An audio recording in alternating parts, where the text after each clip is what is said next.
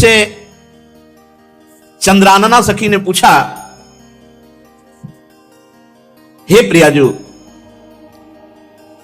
हे राधे, परम सौभाग्यदायक महान पुण्यजनक श्री कृष्ण की प्राप्ति कैसे होती है?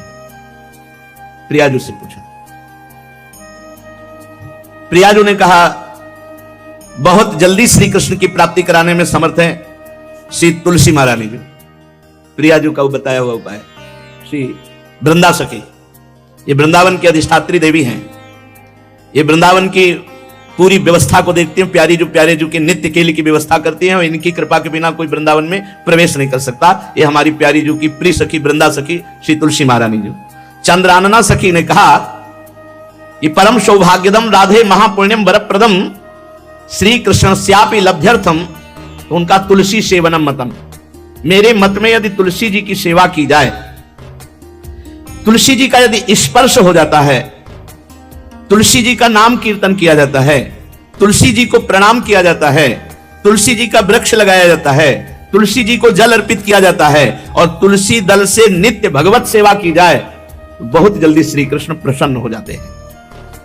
प्रतिदिन जो तुलसी जी की भक्ति करता है, तुलसी का पौधा रोप करके तुलसी जी का सिंचन करना, तुलसी जी को तिलक लगाना, तुलसी जी को माला पहनाना, तुलसी जी की परिक्रमा करना, तुलसी जी को प्रणाम करना, वो कोटि सहस्त्र युगों तक ऐसा महान सुकृत होता है कि भगवान श्री कृष्ण के नित्य समीप रहता है जो तुलसी जी की सेवा करता है। जब तक मनुष्य की लगाई हुई तुलसी की शाखा प्रशाखा बीज पुष्प सुंदर दल से तुलसी जी सुशोभित होती है, तब तक हजारों कल्पों में श्री हरिधाम में रहते हुए उसका कभी पुण्य नष्ट नहीं होता। जैसे एक दिन 1000 कल्प, 2 दिन 2000 कल्प, वो भगवान के नित्य धाम में महान सुकृत के बल से भगवत धाम में रहेगा, जो तुलसी जी का पक्का मान लीजिए। जब स्वयं में से तो तुलसी जी रोपण करके तुलसी जी का एक वन लगाया, और रोज नवीन नवीन मंजरी तुलसी दल लेकर प्रभु के चरणों में, कहीं ना कहीं तुलसी जी की कृपा हुई। वृंदावन, ये वृंदा अधिष्ठात्री देवी वृंदावन की है, इनकी कृपा के बिना। हे चंद्रादने, संपूर्ण पत्रों और पुष्पों को जो उतार करके सम्मान पूर्वक पहले प्रार्थना करनी चाहिए, हे वृंदा देवी, हे तुलसी जी, भगवान श्री हरि की पूजा के लिए या प्रियाजू की पूजा के लिए हम आपके कुछ मंजरी कुछ दल लेकर के सेवा करना चाहते हैं, आप कृपा करके मुझे दीजिए, और फिर उतार लें। ऐसे नोचना नहीं, बहुत सम्मान से बहुत प्यार से, तो तुलसी जी प्रसन्न होते हैं। जो मनुष्य तुलसी दल से श्री हरि की पूजा करता है, कोई भी पाप उसका स्पर्श नहीं कर सकता। पूर्व में किया हुआ कोई भी पाप उसको दंड नहीं मिलेगा, जो तुलसी जी की आराधना नित्य करता है। अब इतना जल भी ना चढ़ा दे, तुम्हारे पुण्य हो जाए, और तुलसी जी अंतर ध्यान अनुकूल जल, जैसे मान लो गमले पे हैं तो इतना बड़ा तांबे का रोज उससे हम भर के लोटा चढ़ा दोगे, 2-4 दिन में अंतर ध्यान हो जाएंगे तुलसी जी। बहुत विवेक से जरूरत है, मतलब भारी पुण्य होगा। अब इतना बड़ा लोटा रोज जल चढ़ाओगे तो 2-4 दिन में पीली होकर अंतर ध्यान हो जाएंगे। इतना जल, अनुकूल जल चाहिए। एक तांबे का छोटा सा लिया, ऐसे रोज डालो, उसमें कोई फर्क नहीं, और गमला उठाकर धूप में विराजमान करो। सेवा का मतलब क्या है?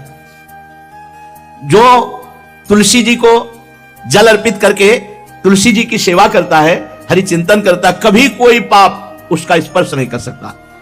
100 भार सोना, 400 भार चांदी का जो दान करने का फल होता है, वो एक तुलसी दल उतार, जो अपने द्वारा लगाई हुई तुलसी दल, वो हरि के चरणों में अर्पित करो। ये 100 भार सोना और चांदी बराबरी नहीं हो सकती। कितना महत्व है। जो रोज तुलसी दल चयन कर, द्वादशी को ना चयन करे, द्वादशी को मतलब बहुत बड़ा अपराध लगता है तुलसी दल का, इस मतलब तुलसी के वृक्ष का भी स्पर्श ना करे। प्रणाम नमस्कार दूर से, एक भी दल नहीं टूटना चाहिए। द्वादशी को ऐसा हमने महापुरुषों से सुना है कि मंजरी और पत्र उतारना ये ठीक नहीं, बिल्कुल नहीं ठीक है। ब्रह्म हत्या का फल लगता है, अगर जो पाप लगता है अगर कोई द्वादशी को तुलसी चयन, बहुत सावधानी से। जिसके घर में तुलसी का बगीचा होता है, कई पौधे होते हैं, उसको कहीं तीर्थ जाने की जरूरत नहीं, उसका घर तीर्थ है जिसके घर में तुलसी के पौधे हैं। और यमराज कभी उस घर में किसी भी मरने वाले को लेने नहीं आएंगे जिसके घर में तुलसी। लगा लो भैया तुलसी लगा लो घर में, काहे को यमराज को आने दोगे? सबके घर में तुलसी है। कितना सुंदर पहले था।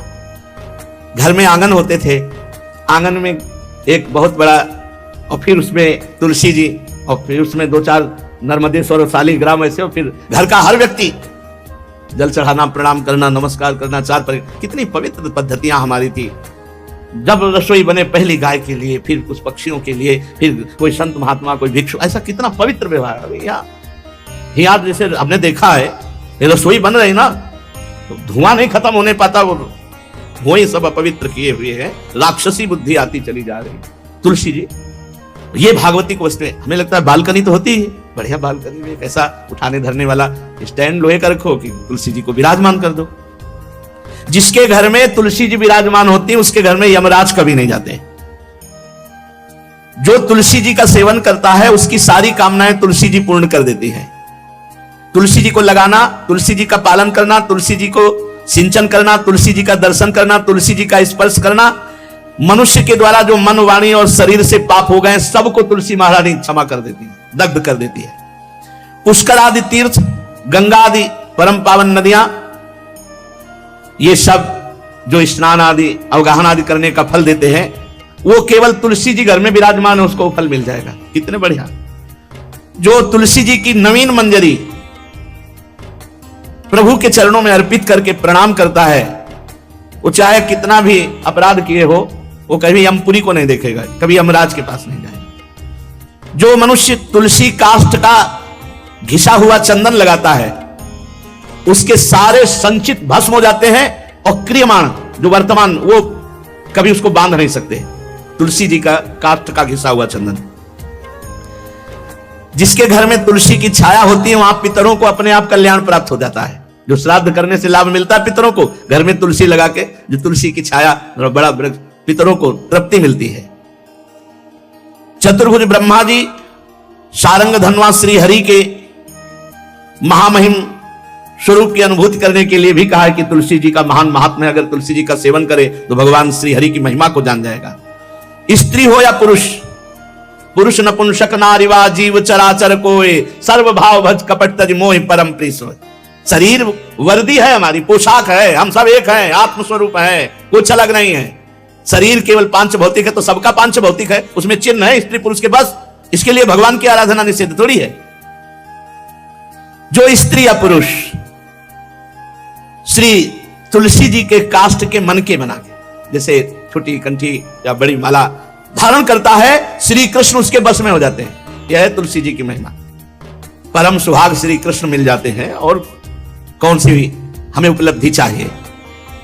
हे गोपनंदिनी, तुलसी जी का सेवन करने से श्री कृष्ण वश में हो जाते हैं। जो तुलसी की माला से नाम जप करता है, काउंटर वाली बात तो स्मृति के लिए भाई है, हम निषेध नहीं करते, नहीं बहुतों के भजन बंद हो जाएंगे, पर हम इतनी महिमा जरूर बता देते हैं कि तुलसी माला से जो नाम जप किया जाता है, उससे आध्यात्मिक सिद्धि बहुत जल्दी होती है। गुरुदेव भगवान कहते जो अंगुलियों से रगड़ होती है मन का से, उसमें आध्यात्मिक ऊर्जा शक्ति तुलसी माला से। प्लास्टिक पर भाई करो, निषेध नहीं कह रहे, बंद हो जाएगा, वो भी राधा राधा कहना, वो हमें बंद नहीं करना, हम कह रहे हैं तुम जैसे बने वैसे करो, लेकिन माला का बहुत बड़ा प्रभाव है। तुलसी परम पवित्र भगवान श्री हरि की प्रिया, और उनके काष्ठ को जब हम ऐसे ऐसे नाम के साथ, तो विशेष ऊर्जा शक्ति, आध्यात्मिक शक्ति हमें जागृत होती है। हो सके जिनको ऐसा बन सके तो छोटी एक वो आती है सुमिरनी, उसको रख लो अपनी जेब में, रख लो, उससे करो। और नहीं है भैया तुम इसी से करो, नाम जप करो, भाव को भाव न खालसो, नाम जपत मंगल दिस दसो। सुंदर सुंदर तुलसी जी के वृक्षों के समीप बैठ करके जो अनुष्ठान किया जाए वो बहुत लाभदायक। श्रीमद् भागवत का, गोपाल सहस्त्र नाम का कोई भी पाठ तुलसी जी के समीप विराजमान करके किया जाए। आचार्य को बुला करके तुलसी पूजन करना चाहिए। विविध प्रकार के अनुष्ठान, अरे तभी तो सब मंगल होता है। पहले था, हमने देखा है, 4 बजे माताजी दरवाजे के सामने लीपती, रोज का काम।